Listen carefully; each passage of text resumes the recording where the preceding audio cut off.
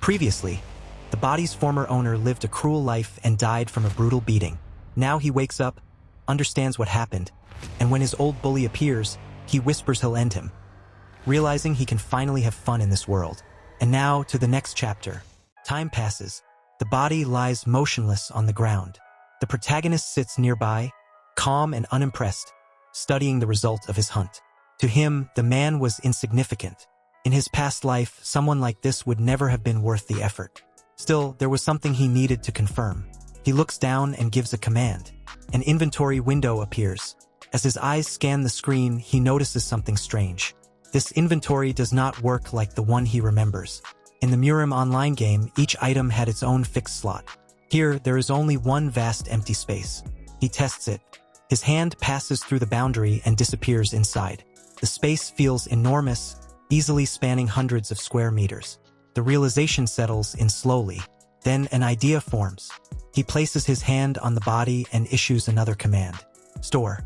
The corpse begins to fade, drawn into the inventory as if pulled by an unseen force. The protagonist watches in silence as the body vanishes completely. Only then does understanding arrive. A large object had disappeared instantly.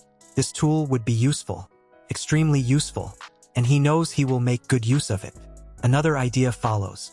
He wonders if living beings could also be stored. He wonders what would happen to them inside that space, whether they would remain alive. A faint smile appears. His true nature stirs, already imagining future experiments. Morning arrives.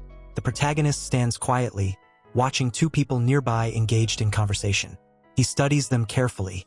Suddenly, a sharp blow lands on the back of his head. It is the same clansman who brings him food. The man mocks him openly, commenting on how the protagonist has become completely mute. The protagonist responds with a smile and an empty expression. The clansman scoffs, reminding him not to slack off just because he cannot speak. He points toward a horse in the stable and orders him to take it for a walk. The protagonist bows in acknowledgement. The clansman only grows more irritated, muttering that he has no idea how to deal with someone who cannot even speak properly. Time passes. The protagonist walks the horse through town. He observes the streets, the shops, the crowds. The area is lively. Then something catches his attention. Three figures linger in the shadows, smiling. Children. One of them throws a stone. It strikes the protagonist's head, drawing blood. The children step forward, laughing and mocking him for being unable to speak. Then they stop. Their smiles fade. For a brief moment, they see something else in his eyes. Something cold. Something predatory. They blink. The image disappears. To them, he looks foolish again. Confused, the children resume their laughter and throw more stones as the protagonist walks away with the horse. He says nothing, but inside, he struggles to suppress what wants to surface. Later that day, the same clansman complains loudly about having to clean weapons. It should have been the protagonist's job. He mutters about not seeing him for days and wonders if the boy has collapsed somewhere. He enters the armory and sees the protagonist, then freezes. Every weapon has already been cleaned. The clansman turns, confused, asking where he came from. His eyes return to the spotless room. He asks if the protagonist did all of this. The protagonist nods, smiling in a simple, foolish way. The clansman laughs awkwardly, deciding the boy must have changed after nearly dying. He assumes the protagonist is finally becoming useful, maybe even becoming human.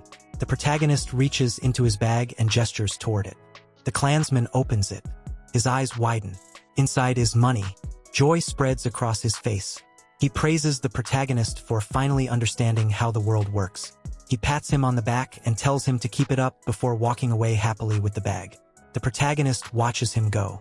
His smile fades. He thinks calmly that the man is a fool. The money he accepted was payment for the afterlife. Time passes. The clansman walks through town in high spirits, gripping the bag. He thinks about how hard he works and how much he deserves this reward. He imagines which woman he will visit tonight. With this money, he wants better than usual. He arrives at his destination. At the door, he is greeted warmly and addressed by name.